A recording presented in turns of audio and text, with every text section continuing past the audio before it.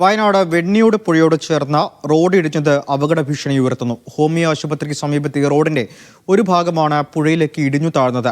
Road പുനർനിർമ്മാണം വൈകുന്നത് വൻ ദുരന്തത്തിന് കാരണമാകുമെന്നാണ് നാട്ടുകാർ പറയുന്നത്. വെണ്ണിയോട് ചെന്നലോട് ഊട്ടുപാറ റോഡിൽ ഹോമിയോ ആശുപത്രിക്ക് സമീപത്തെ റോഡിന്റെ ഒരു ഭാഗമാണ് കഴിഞ്ഞ പ്രളയ സമയത്ത് പുഴയിലേക്ക് ഇടിഞ്ഞു താഴ്ന്നത്. പൊതുമരാമത്ത് വകുപ്പിന്റെ കീഴിലുള്ള കോട്ടത്തറ പഞ്ചായത്തിലെ ഏക റോഡാണിത്. റോഡിന്റെ ഒരു ഭാഗം ഇടിഞ്ഞതോടെ ഭീതിയോടെയാണ് യാത്രക്കാരും കടന്നുപോകുന്നത്. സംരക്ഷണ ഭിത്തി കെട്ടാനുള്ള മെറ്റീരിയലുകൾ ഇവിടെ ഇറക്കിയതാണ്. പാതിരാത്രിയിൽ വന്ന് അവരെടുത്തു കൊണ്ടുപോയതാണ്.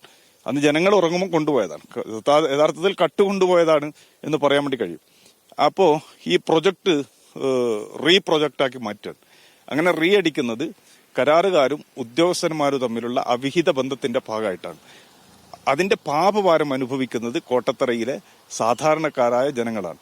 പുഴയിൽ ജലനിരപ്പ് അധികമായാൽ മണ്ണ് കൂടുതൽ ഇടിഞ്ഞ് സമീപത്തെ വീടുകളിലും ഹോമിയോ ആശുപത്രി, ജലനിധിയുടെ പമ്പ് ഹൗസ് എന്നിവയും തകരാൻ സാധ്യതയുണ്ട്. മണ്ണിടിഞ്ഞ ഭാഗങ്ങളിൽ കാട് മൂടിയതിനാൽ അപകടം തിരിച്ചറിയാൻ സാധിക്കില്ല. ഹോമിയോ ആശുപത്രിക്ക് സമീപത്തെ 40 മീറ്റർ ദൂരമാണ് ഏറെ അപകടാവസ്ഥയിലുള്ളത്.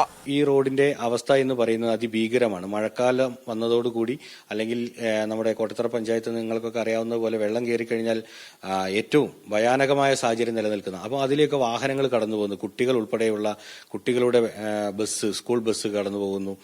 നിരവധി വാഹനങ്ങൾ കടന്നു പോകുന്ന പാതയായതിനാൽ വലിയ അപകടം നടക്കുന്നതിന് മുൻപ് റോഡ് നിർമ്മാണം പൂർത്തിയാക്കണമെന്നാണ് ആവശ്യം. മീഡിയ 1 വയനാട്.